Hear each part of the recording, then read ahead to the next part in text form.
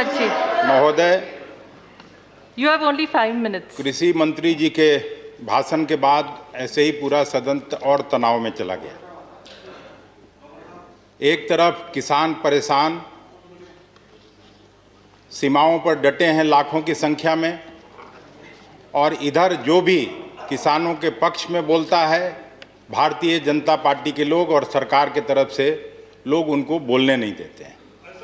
मैं चाहता हूं, ऐसा कभी नहीं हुआ, अभी हो रहा था, आप क्यों मेरा समय ले रहे हैं? वो आप कर रहे हैं ना, आप बोलिए, अपनी तो कर रहे हैं। एक तरफ कोरोना महामारी ने जिस तरह जनजीवन और अर्थव्यवस्था पर दुष्प्रभाव डाला है, वह मानव इतिहास में विश्व युद्ध के बाद कभी हुआ नहीं। और आज जिस स्थिति में, मैं जानता हूं समय की कमी है, इसलिए मैं सारी बातों का उल्लेख नहीं कर पाऊंगा, लेकिन मैं धन्यवाद देना चाहता हूं नेता प्रतिपक्ष आदरणीय गुलाम नबी आज़ाद साहब को, जिन्होंने आज की परिस्थिति के बारे में, किसानों के बारे में जो चिंता जाहिर की और जिस तरह से अपनी बात रखी, उसके बाद भी अगर सरकार को समझ में नहीं आ रही है ये बात, तो भगवान ही मालिक है। और मैं केवल इतना ही कह सकता हूं कि जो सरकार किसानों की उपेक्षा और अपमान करेगा, वो सरकार ज़्यादा दिन चलने वाली नहीं है, ये इतिहास बताता है। हम खुद एक किसान हैं और 2004 में कृषि महकमे का काम भी देखता था। सरकार में रहते हुए आदरणीय शरद पवार साहब मेरे बड़े सहयोगी थे, वरिष्ठ सहयोगी थे। वो कार्यकाल भी मैं देखा, और उस कार्यकाल में शरद पवार जी पूर्व के सारे, जब बजट पास होता था, कृषि विभाग पर कोई चर्चा होती थी, तो सारे कृषि मंत्री को बुलाते थे। स्वर्गीय चतुरानंद मिश्र जी को मैं देखा उनसे बात करते हुए, राजनाथ सिंह जी जो अभी आपके साथ मंत्री हैं, वो कृषि मंत्री रहे थे अटल बिहारी वाजपेयी जी के साथ, उनको बुलाते थे। स्वर्गीय बलराम जाखड़ साहब को बुलाते थे, प्रकाश सिंह बादल साहब को बुलाते थे, देवेगौड़ा जी को बुलाते थे, सबसे चर्चा करते थे, खुले तौर पर चर्चा करते थे। और पहली बजट में आदरणीय मनमोहन सिंह जी ने सभी किसान संगठन के लोगों को बुलाकर और बात किया था। और मैं फक्र के साथ कह सकता हूं, आपकी तरफ से बार बार ये 1.5 गुना आमदनी की चर्चा होती है, लेकिन जिस समय मैं मंत्री था, पहली बार ये फैसला हुआ, उस समय 11वीं पंचवर्षीय योजना चल रही थी। पहली पंचवर्षीय योजना से लेकर 11वीं पंचवर्षीय योजना तक पर अगर प्रकाश डाला जाए, तो कभी भी 10 रुपये, 20 रुपये, 50 रुपये प्रति क्विंटल भले ही बजट में एमएसपी के लिए बढ़ोतरी होती थी। और हमको अच्छी तरह से याद है कि स्वर्गीय वाजपेयी जी के प्रधानमंत्रित्व काल में जिस धान का कीमत 550 रुपये प्रति क्विंटल था, उसको मनमोहन सिंह जी के नेतृत्व वाली सरकार ने सीधे 1100 रुपये प्रति क्विंटल करने का काम किया था। सीधा दुगना करने का काम हुआ था। जो 620 रुपये प्रति क्विंटल गेहूं का कीमत था, उसको हम लोगों ने 1240 रुपये प्रति क्विंटल करने का काम किया था। और केवल यही नहीं, वाजपेयी जी के प्रधानमंत्रित्व काल में बैंकों से किसानों को इंटरेस्ट मिलता था 10% पर, और जो पूंजीपति और व्यवसायी लोग जब गाड़ी खरीदने जाते थे तो उनको मिलता था 8% पर ऋण, 8% पर। आप शायद उस समय हाउस में नहीं थे उस वक्त। So honorable member, you'll have to start concluding. Pawar साहब ने ये बात कह के और सीधे उसको 6% पर पहले लाने का काम किया, और अब 4% पर है।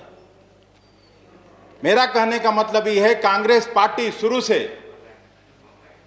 किसान और खेती मेरी पार्टी की प्राथमिकता रही है, प्रतिबद्धता रही है। और हम आपको कहना चाहते हैं, कुछ साथी, हम जानते हैं समय कम है। Honorable member, you'll have to conclude now. Why should I have to conclude? Because your time is over. मैं बिहार से Your आता time हूँ। is over. एक- क्या करूँ? बिहार से आता हूँ। पहले ऐसे ही आपके बिहार के members ने साथ ज़्यादा सौतेलेपन time का दिया है, व्यवहार आपको होता सिर्फ रहा है। 5 मेरे साथ मिनट। भी आप सौतेलेपन का व्यवहार मत करिए कृपा करके। Sir, मेरे एक विद्वान sir, the साथी time doesn't allow me, RCP साहब unfortunately. अपने भाषण में Your other members have taken more time, so he has अपने lost भाषण- on his time. देखिए हमारे पास तो कोई बिजनेस आज का है खत्म मेरे करके यहाँ गए। 5 मिनट है, मेरा which is पहला राज्य over. है बिहार, जहां एपीएमसी एक्ट सबसे पहले नीतीश कुमार जी ने समाप्त किया था और आज वहां 1 एकड़ में किसानों की आमदनी कितनी है? 3,000 रुपए। पंजाब और दीपेंद्र हुड्डा जी के राज्य में सबसे ज्यादा, जहां मंडियां काम कर रही थी, जहां न्यूनतम समर्थन मूल्य मिल रहा है, वहां 15,000 से ज्यादा 1 एकड़ में किसानों की आमदनी है। और यही कानून आप ला रहे हैं। डंकल प्रस्ताव आया था, उस समय भी विरोध हुआ था। क्यों विरोध हुआ था? क्योंकि किसानों के बीज पर आक्रमण हो रहा था। आज जो आप ला रहे हैं, जो भी कृषि मंत्री जी चले गए भाषण करके, लेकिन ये सीधा खेती और खलिहान पर आक्रमण है। इसमें आप बरगला नहीं सकते हैं। Please address और the जब आप chair, खेती और honorable member. Please address the किसान chair. पर And you will have आक्रमण to start करेंगे तो concluding. किसान खड़ा होगा। और इसी का जिक्र किया था उस दिन।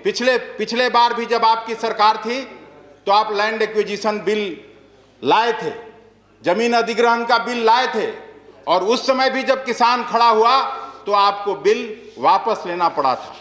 आप अहंग और अहंकार की लड़ाई कांग्रेस पार्टी से जरूर लड़िए, विपक्ष की पार्टियों से जरूर लड़िए। हो सकता है राहुल गांधी जी ने पहले ट्रैक्टर रैली कर लिया हो पंजाब में, उनसे आपको समस्या हो सकती है। आप इधर के नेताओं का सिक्योरिटी कम कर लीजिए, जितना कम करना हो, कोई समस्या नहीं है। घर खाली करवा लीजिए प्रतिपक्ष के नेताओं का, Please कोई conclude. समस्या नहीं है। लेकिन किसानों का खेत और खलिहान पर आक्रमण करना बंद करिए, नहीं तो एक बार जब ये किसान खड़ा होगा तो शासन चलाना आपके लिए मुश्किल होगा। ये बात मैं आपको कहना चाहता हूं। Thank you, thank और you. Sir, your time is over. In fact, there are 2 minutes. Bihar का given फैक्ट तो extra. रख लेने दीजिए। मैं I'm sorry, but time doesn't allow. नहीं, The schedule doesn't allow. 2 minute पिछले Please 4 conclude. वर्षों में Please conclude. 17-18 में 20,000 मेट्रिक टन गेहूं खरीदा गया, जो बिहार प्रदेश की पूरी उपज का 0.29% था। 18-19 में 17,504 मेट्रिक टन गेहूं की खरीद हुई थी, प्रदेश की पूरी उपज का 0.27% था। 2019-20 में 2,815 मेट्रिक टन गेहूं खरीद हुई, जो कि पूरी उपज का 0.4% था।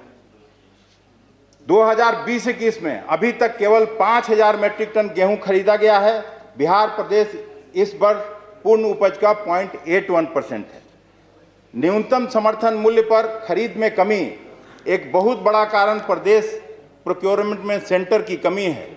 और ये केवल मैं नहीं कर रहा हूं, वहां के कृषि विभाग के जो सचिव हैं, उन्होंने भी भारत सरकार को चिट्ठी लिखी है और चिट्ठी में ये बातें स्वीकार की है कि वहां मिलिंग फैसिलिटीज नहीं है, वहां प्रोक्योरमेंट Honorable सेंटर member, नहीं है। please conclude. और You've 2004 में already मैं exceeded आपको 3 कह minutes. सकता हूं दावे के साथ कि पहली बार जब हम लोग यूपीए 1 की सरकार थी तो एफसीआई ने सबसे ज्यादा रिकॉर्ड खरीदारी 15 लाख मीट्रिक टन धान की थी, और वही आज तक का रिकॉर्ड है। आप पता कर सकते हैं कहीं भी, जबकि वहां 70 से 80 लाख मीट्रिक टन धान का मार्केटेबल सरप्लस है। जो मार्केटेबल सरप्लस गेहूं का है, उसका आपको हमने ब्यौरा दिया है। इसलिए हम आपको कहना चाहते हैं कि एपीएमसी का सबसे पहला प्रयोग बिहार में हुआ, और बिहार में सबसे ज़्यादा माली हालत अगर पूरे देश में कहीं किसानों की है तो वो बिहार की है, जहाँ के नीतीश कुमार जी मुख्यमंत्री हैं और डबल इंजन की सरकार आपके साथ पिछले 15-16 साल से वहाँ चला रहे हैं। तो पूरे देश का क्या होने वाला है, इस बात का अंदाजा लगाया जा सकता है।